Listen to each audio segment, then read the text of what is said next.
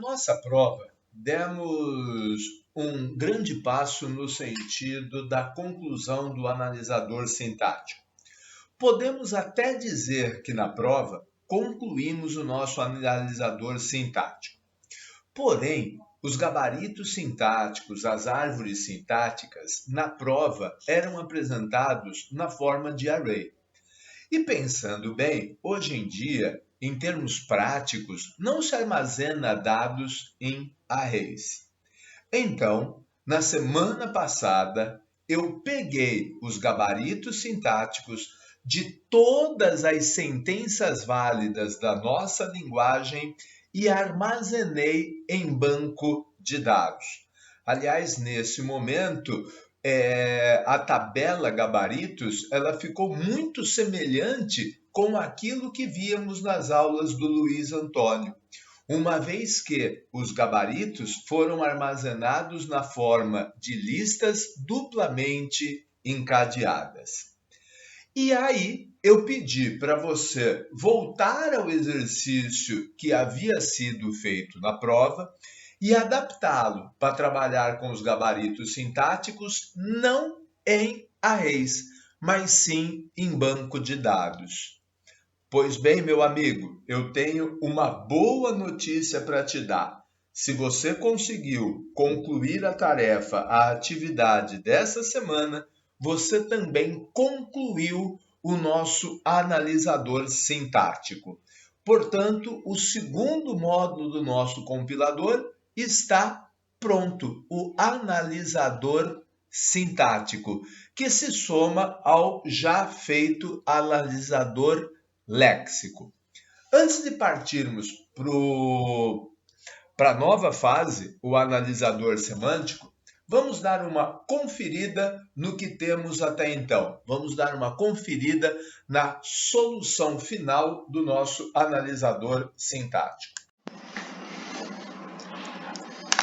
Ao te solicitar a última atividade, eu pedi inicialmente que você criasse no projeto uma nova classe, a classe gabarito. Afinal de contas, toda tabela do banco de dados deve refletir uma classe dentro da minha aplicação. Ou talvez o contrário, cada classe da minha aplicação deva refletir uma tabela em banco de dados. Então, a classe gabarito surgiu com 4 propriedades, exatamente as 4 propriedades da tabela no banco, ou seja, Code, Prior, Info e Next. Também solicitei que você fosse a DAO do projeto e criasse nela 2 novos métodos. O método popula gabarito e o método legabarito. E, gente, acho que você não teve muito trabalho para fazer ambas. Por quê? Porque, olha só, nós já tínhamos no nosso projeto uma classe chamada PopulaDR. Ora, compare o PopulaDR que você já tinha com o PopulaGabarito que eu solicitei a vocês. E concluam, muita diferença entre as duas? Não, né, gente? O Popula Gabarito é exatamente um Ctrl+C, Ctrl+V do Popula DR. Obviamente, o select mudou. E o select deve ser feito em função do código da instrução a ser validada. Ou seja, se a instrução é um limpa-tela, cujo código é 0, o gabarito deve conter a sequência relativa ao código 0. Se a sentença é um posiciona cursor, código 1, ora, o gabarito deve ser populado com as partes que compõem a sentença de um comando tipo posiciona cursor. Então, fazer o popula gabarito, Ctrl+C, Ctrl+V do popula data header. Pois bem, Depois eu pedi para que você fizesse o Lê Gabarito, que também não deve ter trazido muito problemas não. Por quê? Porque antes eu já havia feito o método Lê um token válido. Por gentileza, dá uma batida de olho no Lê um token válido. E agora confronta com Lê Gabarito. Olha lá, gente, eu começo com if, eu começo com if. Eu seto as propriedades do token, eu seto as propriedades do gabarito. Ou seja, também foi um Ctrl+C, Ctrl+V. Então, com isso, a gente construiu toda a infraestrutura necessária para se fazer o analisador sintático. Portanto, vamos a ele. Dentro do analisador sintático, eu já havia construído, desde a primeira versão, o método análise sintática. O método análise sintática é, a grosso modo, o clássico algoritmo de leitura sequencial de uma massa de dados. Percebam, eu leio um token e na sequência inicio um laço onde eu fico lendo todos os outros tokens até não haver mais tokens dentro da minha tabela.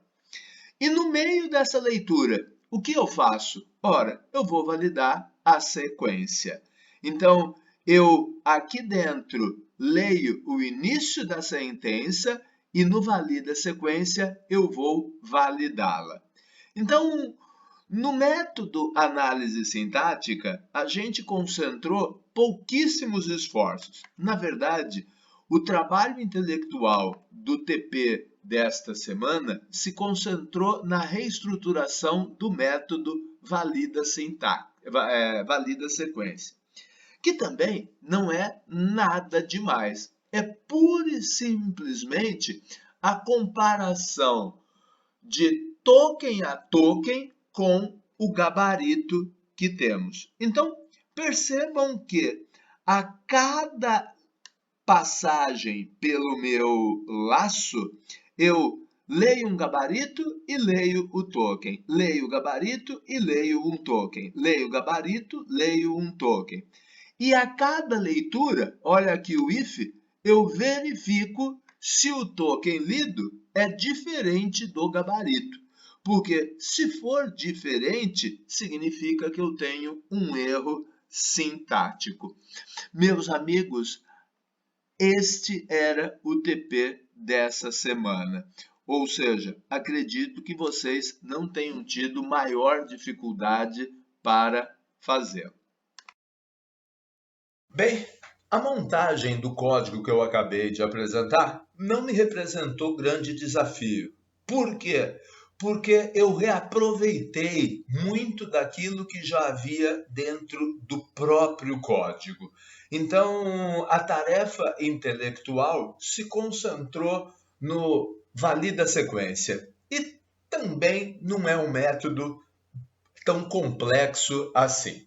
Pois bem, analisador sintático concluído, é a hora da gente se preocupar com o analisador semântico. Aliás, o que seria mesmo a análise semântica? Ora, eu te lembro que após o programa estar verificado léxica e sintaticamente, as sentenças podem estar corretas, porém podem não fazer sentido. Deixa eu te dar alguns exemplos. Posiciona cursor, abre parênteses, linha 1.800.000, vírgula, coluna 25, fecha parênteses, ponto e vírgula.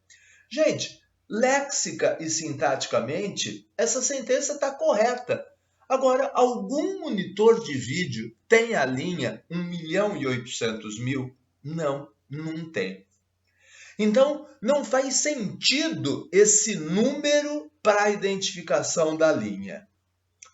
Vamos analisar o escreve dígito. Escreve dígito, abre parênteses, 18, fecha parênteses, ponto e vírgula.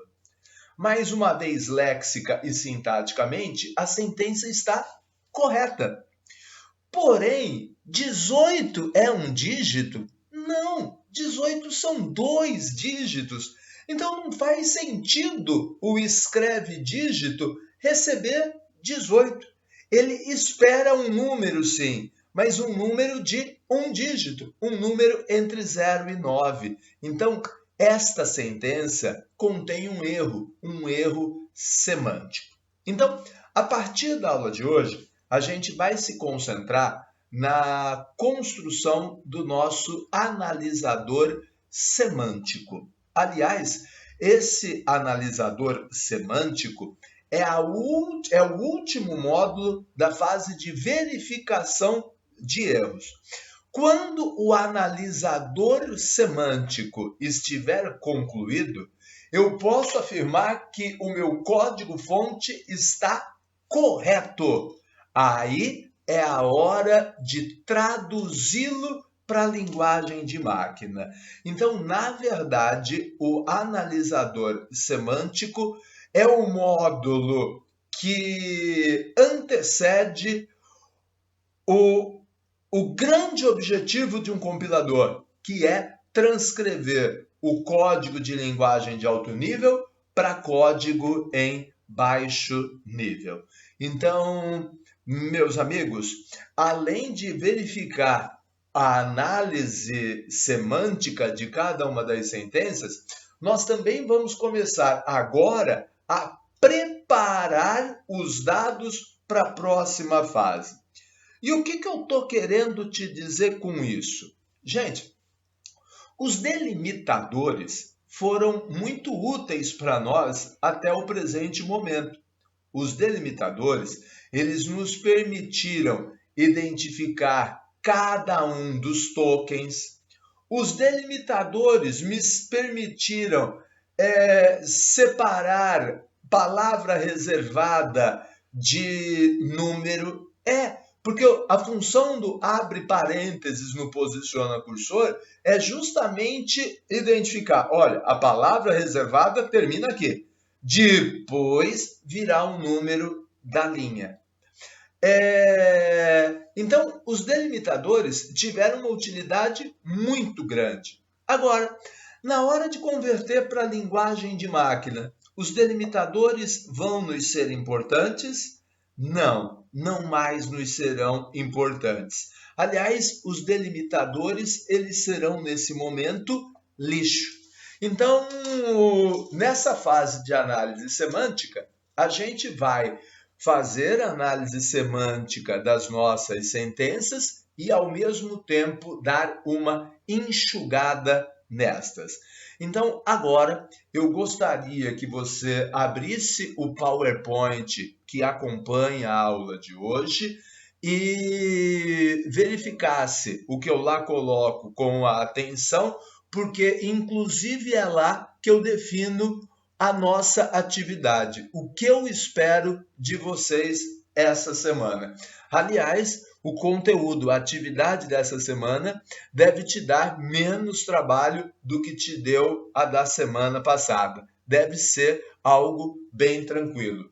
Então, meus amigos, vamos lá para o PowerPoint e depois vamos implementar aquilo que eu solicitei em cima do nosso compilador. Vamos lá, vamos trabalhar.